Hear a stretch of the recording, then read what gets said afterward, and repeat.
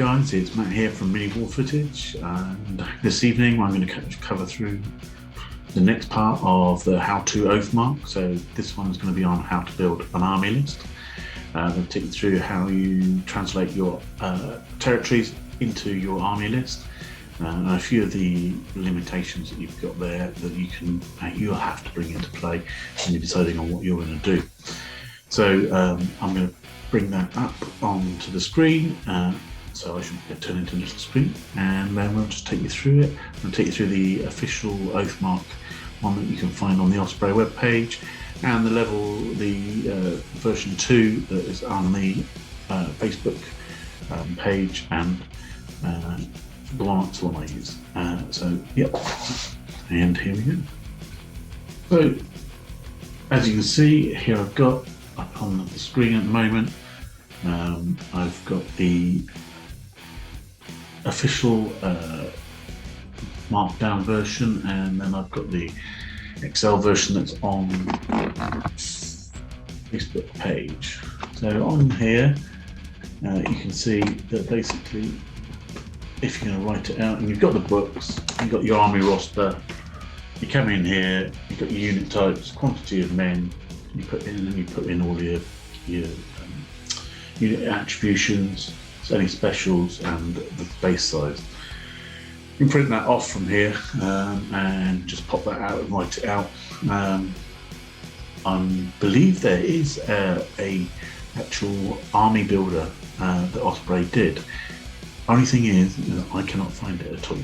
I remember it being out there when the game got released, but it's just not there now. I may be looking in the wrong place, and that's more than possible. But if you know where it is and you're watching this video, it'd be great if you could pop it down in the comment section, just so it could help some of the guys. It doesn't populate with, I believe you can pop it all in, the information. It doesn't populate with the proprietary information if you haven't got the book. So I'm then going to take you on to the second part, which is the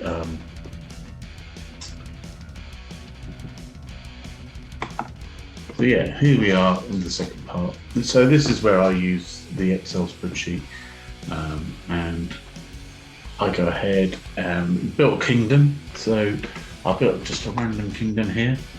As you can see, Kingdom of Grateful Dead, capitals is Ash, and the founding nation is the Elboni. So I've gone completely undead. It's not necessarily army I'm going to play or whatever. It's just here as a useful guide. So again, here we've got down here, we've gone through, like part 1, all the territories we've got. So in those territories, it basically comes back and tells us what army options we've got. So each one of those territories gives us something that we can build into our army. So the next thing we're going to do is then go to the Army Selector. So I click into this here. This has got all the attributions in it. I mean, guys, I'll say it once, I'll say it again. Please, go and buy the books. You're going to see the information here, but go and buy the books. You don't use this information without buying the books. The more we do that, the better for the community. So in here, we got the Army Selector. So in this excellent little drop down, we've got lots of little drop down boxes, and it's got all of the units that are available to all of the armies in here, which is brilliant. So the first thing we're going to do is decide as players is how many points are we going to play. So standard game, I would say, is 2,500 points. That is going to give you a good 2-hour, 3-hour game. You're going to get a nice chunk of army out of that, depending on what you're playing, and I think it's the optimal sort of number. It's going to keep the game flowing. You start adding, go to the 5,000, 6,000 points. It's going to slow the game down because the amount of units I activate one, you activate one, so it just slows the game down a bit. And then you've got the lower end. It says in the book you can go ahead and try and play this with a minimum of 100 points and 200 points. But this is not a skirmish game. This is a rank and flank game. So I think we need to make sure that if you're going to do 100 points, it's just a learning game. Don't take it as this. Oh wow, this is not good for me. It's not a skirmish game. What I would say is, if you're coming into this new, the best thing to do would be to come in here and say, look at 1,000 points, maybe 1,500 points. 1,000 points is easy to collect, it's easy to paint, that's the starters. You're not going to have to put a massive outlay out onto something. You can get a couple of boxes of figures of dwarfs from North Star, or whoever you want to get, whatever army you want to play. You're going to be able to get there from these guys, and then put them together, play your friend, your mum, your dad, your kids, well, whoever your opponent is. If you're still in lockdown, if you're not in lockdown, go to the club and say, well, I've got this new game, so I really want to have a go. So you're going to have to put a small outlay. You learn the rules. The rules are really simple. As we go to part 3, 4, 5, 6, 7, I'll take you through some of the rules. You'll see how simple the rules are. And again, I think it's a sort of mark of the game, simple rules. But it's actually how you implement those rules and play the game that's important. Okay, so what I'm going to do here is I'm going to go nice midway point, and I'm going to do a 2,000 point army, just because that's what I'm going to do. Okay, so what do I want to have in my army? Well, in this particular army, I'm undead. So the first thing I want to do is I probably want to have a necromancer, because we're undead. So we go back to here, and we can have a look in our territories, and we can see that I'm allowed a Revenant King, a Revenant Prince, one Revenant General, or 2 Revenant Captains, 1 Revenant Champion, or 1 Skeleton Champion, Skeletal Soldiers, Skeletal Spearmen, Skeletal Archers. Okay, and then we go down the list, and we can see here, go down the list, I've got Catacombs, it gives me Revenant Champion, Revenant Warriors, Revenant Mindbreakers, so that's kind of your zombie-esque. They're not really zombies, it's a difficult one. They're the sort of undead souls reanimated into decaying bodies. Maybe mummies is a good one, I don't know. Graveyard, we got ghouls, crypt, we got a vampire, they are very tasty. Barrows, we've got a wraith, again they're very good. We've got a Dark Tower, so with the Dark Tower I'm allowed to have a level 1 necromancer. Sorry, 1 level 1 to 3 necromancer. And then I've got the Cursed Burial Ground. I brought that in because I've got a necromancer level 1 to 5, 1 necromancer level 1 to 3, Revenant General, etc, etc. So I can bring that in. Ashblades, Corpse Fire, Endless Tunnels, a 9 class. Not sure what that is. I'll have to have a look at that. That is actually a Barrower, so I don't know, I must have typed over that. And then at the end we got the Tomb with Skeletons, Catapults or Ballistas. And so that gives you the limits. So all of these are limits. So you can build up. So obviously with the Burial Ground and the Dark Tower, it does mean I can have the 2 necromancers at level 1 to 3. I have a necromancer level 1 to 5, and if I go back up to the capital, actually I can also have my Revenant King. He's also a spellcaster, so I can keep my skeletons live and kicking, and cast lots of lovely spells. Is that right? Yeah, I think that's right. I don't play undead, so I don't know why I picked this, but there you go. You got the vampire. He definitely can cast spells, so he's a so what am I going to pick? So I don't know, 2,000 points. I'm probably not going to put a king in there.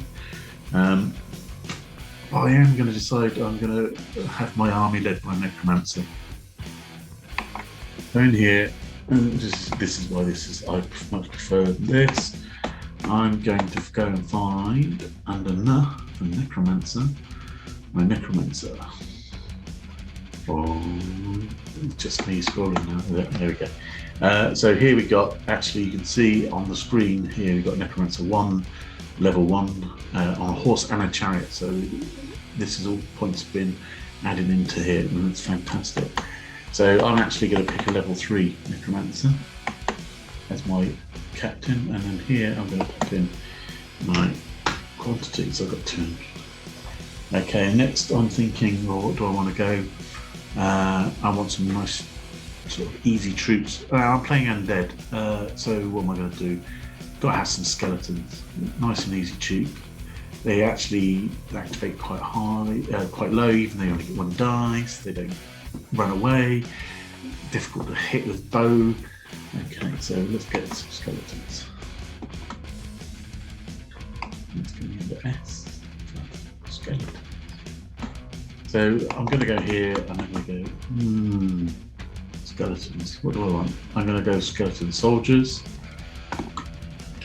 Okay, we can see the activations in there, and then we're going to look at here. So actually what I'm going to do is I'm going to, I want the units to 10, because I'm thinking I might actually form these up at a later point into bigger groups, but I'm starting off. And yeah, this is my army. I've got, if I go back to my kingdom generator, 2 places that can give me skeletons. I've got my necropolis, and my graveyard. So I'm basically can have as many skeletons as well. No.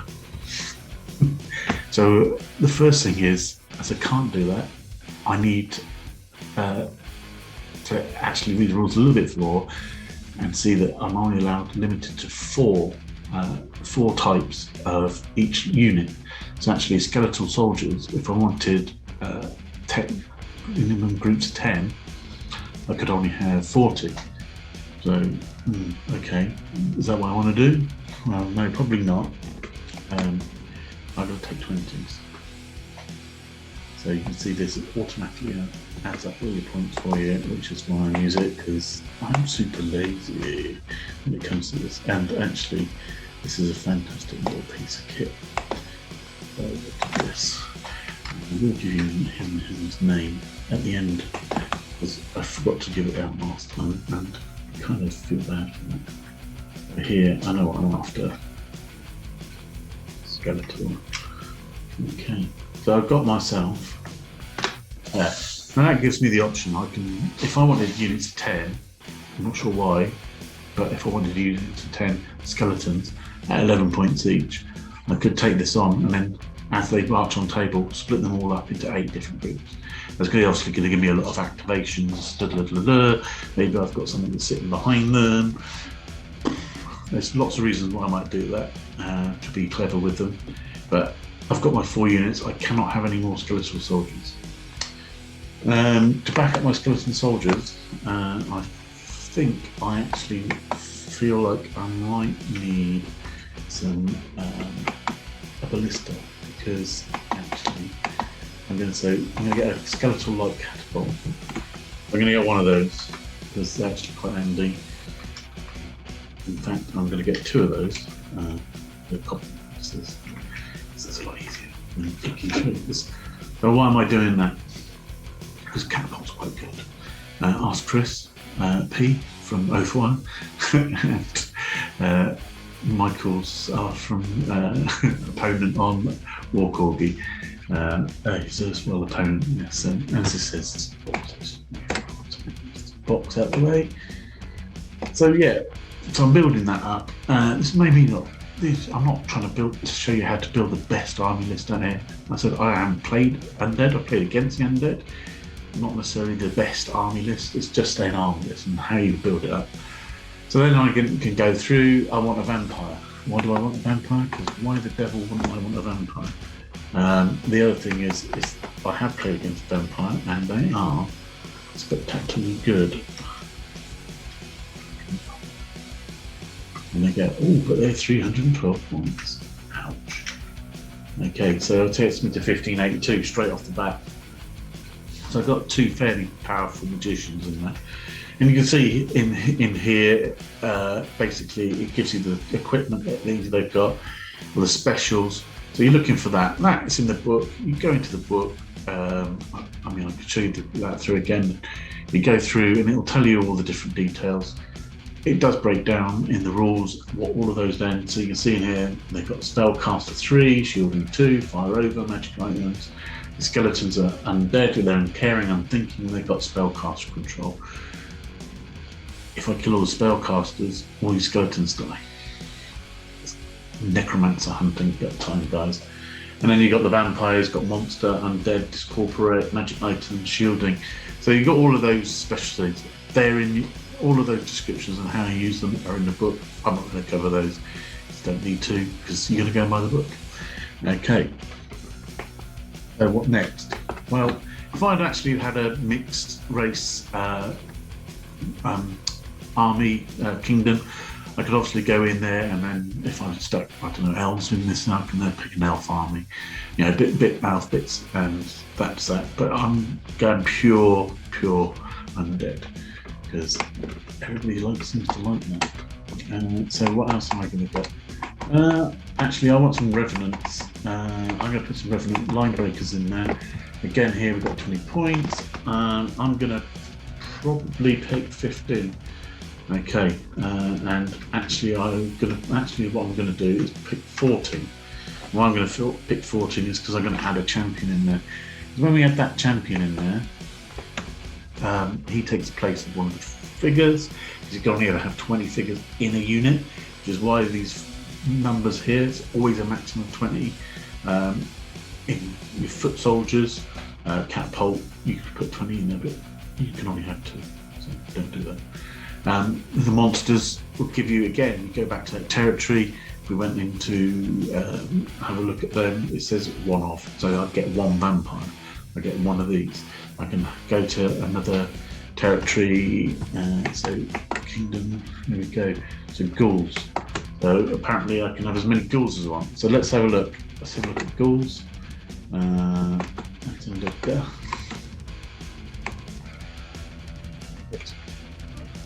Excuse the violently horrible clicking that I keep creating by using my, here we go, cool.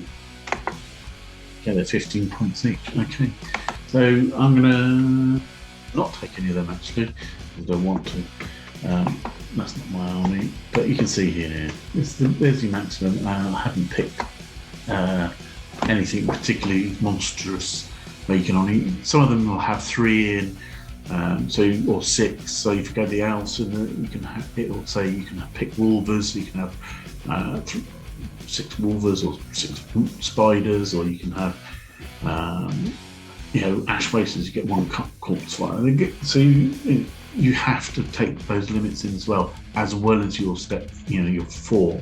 So you could go and say, go and pick 4 areas in your kingdom and have 4 vampires. Okay, you can have 4 vampires, but you've got to go and pick 4 territories for that to build up to have those 4. And if you picked 5 territories with vampires in, you could only ever still take 4. I'm not sure why you'd do that. It could be a quite interesting army. Not really. But I'm going to add in a Revenant champion. So I use my Revenant champion. So in here I'm going to have a Revenant champion. So he's 52 points. I'm going to have 1. So what I've done there, I've added those 2 together. This is actually going to make 1 unit here. So I'm going to have 3 lines. So I'm going to have, my 3 ranks of Revenant troops with a Revenant champion. I could pop my Necromancer or my Vampire in there as well, actually. There's nothing stopping me. I personally wouldn't put my Necromancer in there, but some people might. I'm also going to think, actually, I've got 2 magic users. It's a 2,000 point game.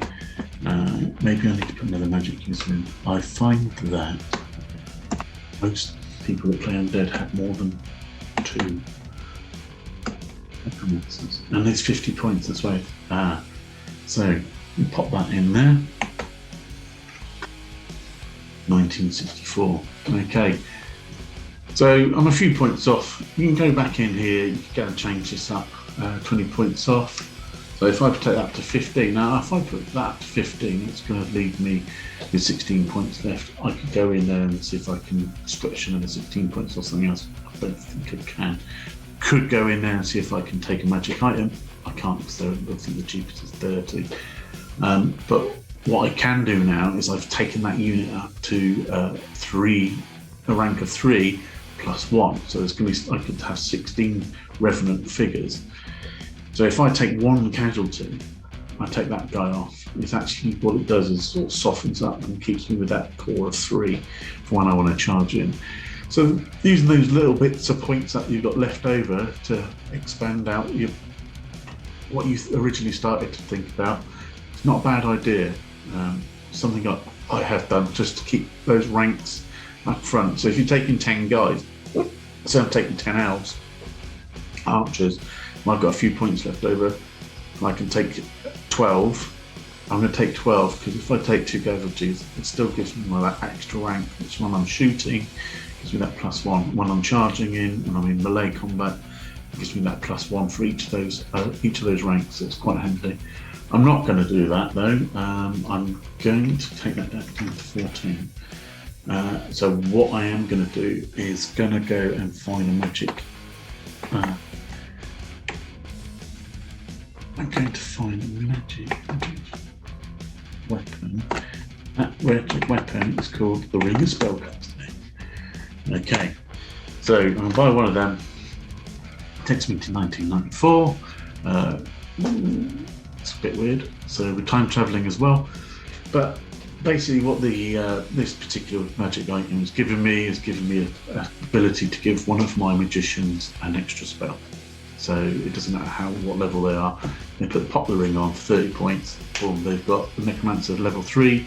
Now 3 spells. Put the ring on him. Get 4 spells, etc., etc. So that's quite handy. I would probably put that on the Necromancer 3 because he's going to get 3 dice to cast as well. So that's quite handy. So you're getting that 30-point uplift. Because if I put a Necromancer 4 in there, the price will not be. I guarantee you will not be 230 points. Okay, so that's it really. It's quite simple. I'm not trying to teach people here to suck eggs. I'm sure most people that played board games before are used to building an army list. What you have to remember is 4. I can only ever have 4 of these units, okay? And I can only go back to my kingdom generator. Okay, I can only go back to that and then have the maximum of those. I can only ever have 1 king. Okay, I can only ever have 1 king or prince. I can only ever have 1 general. I can only, because that's what the cities are giving me. So I can only ever have 1 undead for this. Or if I split that across and have a dwarf and an elf army in my kingdom city, I can go and take a dwarf general. I can go in to do this. I can do that. And we'll go into depth of what you can mix and match into your armies once you get them onto the table. So you can see there. But yeah, I think that's we're going to call that the end. So thank you. I mean, if you can press thumbs up, that would be great. It just helps these get seen a bit more. Thank you for all 60 subscribers that I had this morning. It's awesome. I'm really happy doing these, and I'm glad that these have helped people. And yeah, I'll see you soon. Cheers then. Bye.